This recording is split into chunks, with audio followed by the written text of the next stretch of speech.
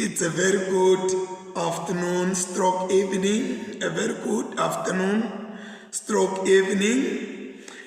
Nisalungiselela bazalwane lenkonzo yanamhlanje na eNzambama.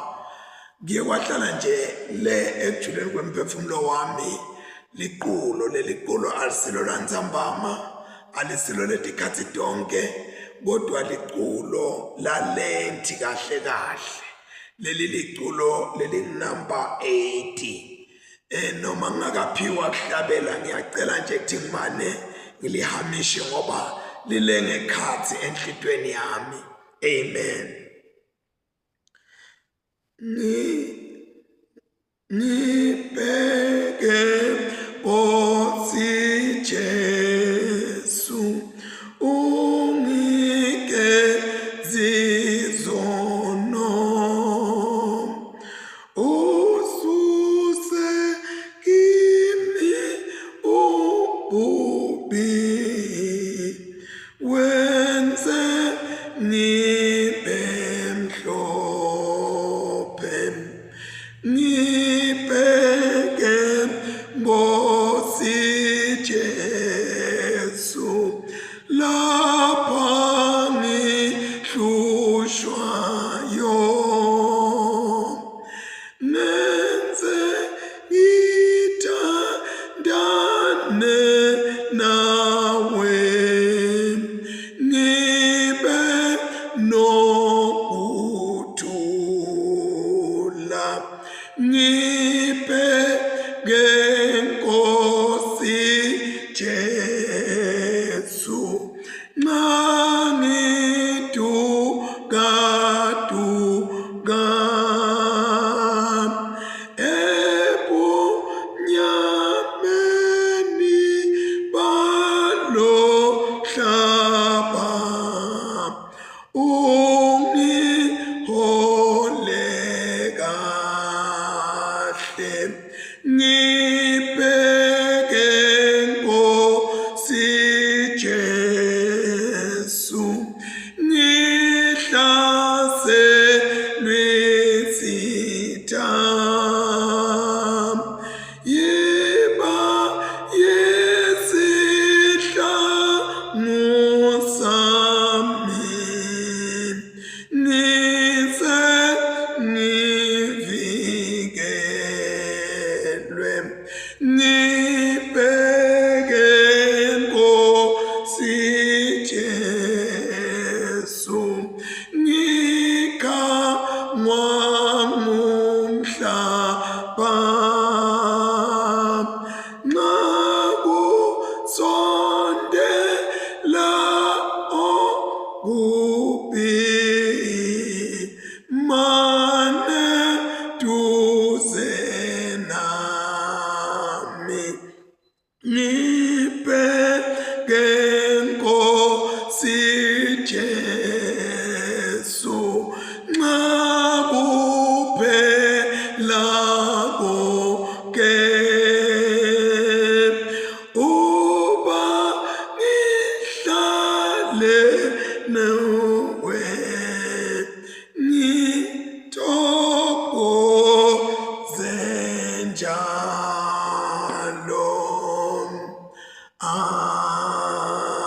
Amen.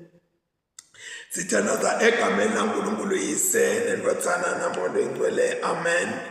Babe lolungile, unguNkulunkulu, unguBabe, ungumnikati wemagugu nenjabulo nakho konke Nkosi lesikudzingako. Siyakubonga Babe ngetikhathi losiboleke tona lapha emhlabeni. Nkulunkulu wethu lona amandla onke, sikubonga singaphezi ngoba kungumusa Nkulunkulu konke losendela kona. Kude Nkosi lesingathi lokhu ngiyakudeserve ukuthi angentelwe kona, kodwa Nkosi it is out of your mercy and your grace kwethu Nkulunkulu wethu lona amandla onke usendele lokho losendele kona. Sesiyadinikela ke kuwe Nkosi nakulesikhathi ukuthi mana nathi Nkulunkulu wethu lona amandla onke usihole uphinde usikhanyisele sivumele usende babe sikwati kangcono siluqonde kangcono luthando lwakho lonalo ngathi babe sivule emehlo uvule iappetite wende babothi lona amandla onke ukuthi lezi sikhathi lesi uNkulunkulu wethu lesingena kuso sibe sikhathi Nkosi lesiyawuletha ludumo nebukhosi kuKristu manje naphakade. In Jesus name Father we pray, amen. Sihlole sivume amaphutha ethu.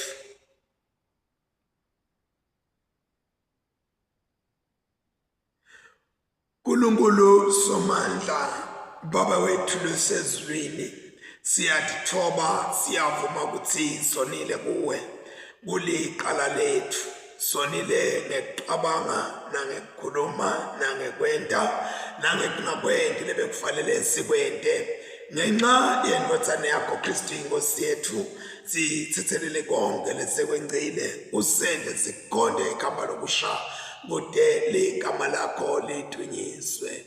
Nkulunkulu somandla sawukele usithelele dono tethu usigcine ekuphileni lokunini nanini ngaJesu Kristu inkosi yethu, amen. Sithathele lithuba sinemukele bangcwele wherever you are. Siqala kufunda ngelihubo 37 from verse 1 to 20. Psalm 37 verses 1 to 20. Ungatihluphi ngalababi, ungahawukeli kulabentelo kubi. Ngoba phela lababi bayawusheshe bashande njengetshani, babuna njengembuya. Themba usimakathe, wende lokuhle, uhlale eveni, uve kumnanzi bekudla emadlelweni lahlata. Yenda simakathe abe injabulo yakho, yena-ke utakupha lokufiswa inhlitiyo yakho. Nikela indlela yakho ukuthi makathe methembe, yena-ke utakuthathela tinyathelo. Kulunga kwakho uyakukwenta kuqame njengekukhanya, nebuqotho bakho kukhanye njengemini. Thula embi kwasimakathe, umlindzele ngesineke, ungahawukeli kumuntu lonotha ngebuqili bakhe. Dibambe ungathukutheli, uluyekele lulaka, ungaqansuki ngobe lokho kubanga bona. Bendi balokubi batawushabalaliswa, kodwa labalenzela simakathe bayawudla lifa lemhlaba. Emva kwesikhashana bendi balokubi batawunyamalala, uyawuthi uyawabafuna bangabe basatholakala. Kodwa labamnene bayakulidla lifa lemhlaba, bahlale kahle batijabulise ngekuthula lokukhulu.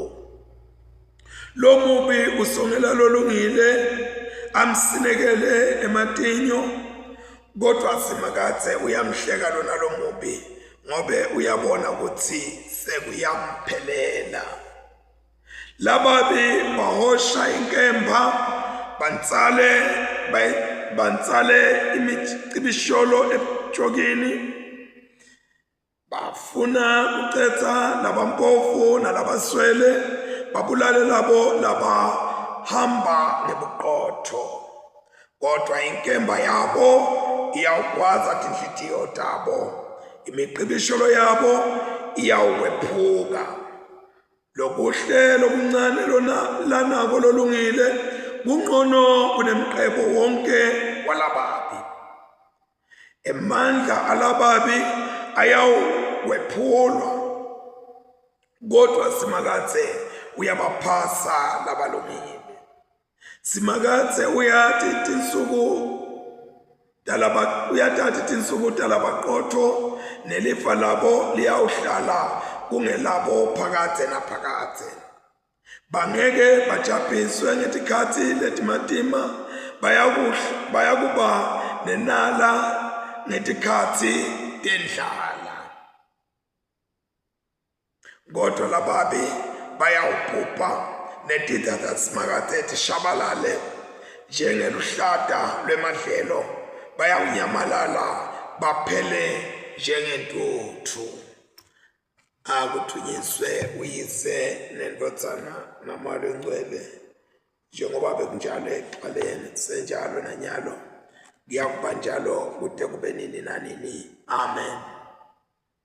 Sifundo zekuqala siphuma eTestamenteni lelidala sibhaliwe encwadini yaJona chapter 1 verse 17 through chapter 2 verse 10.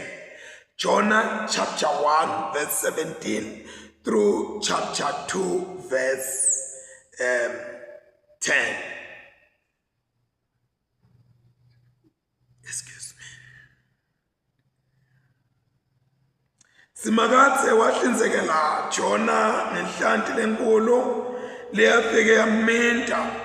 Jonah wahlala esiswini sayo emalanga lamathathu nebusuku lobuthathu. Asesekhathi esiswini senhlanti Jonah wathandaza kuSimakathe lo nguNkulunkulu wakhe wathi, ekuhluphekeni kwami ngakhala kuwe, Simakathe wangiphendula. Ngamemeta ngisemathunjini emhlaba, ngicela lusito, wena waliva livi lami. Wangijikijela ekujuleni enhlitweni yetilwandle. Emanti angitungeleta, onke magagasi emanti endlula eti kwami. Ngase ngithi, sengiqoshiwe emehlweni akho. Nokho ngiyawuphindze ngibuke lethempeli lakho lelingcwele. Emanti angigonya, angihisha, kujula kwangitungeleta, tinzembuluka tangitsandzela enhloko, ngehlela emajukujukwini emhlaba.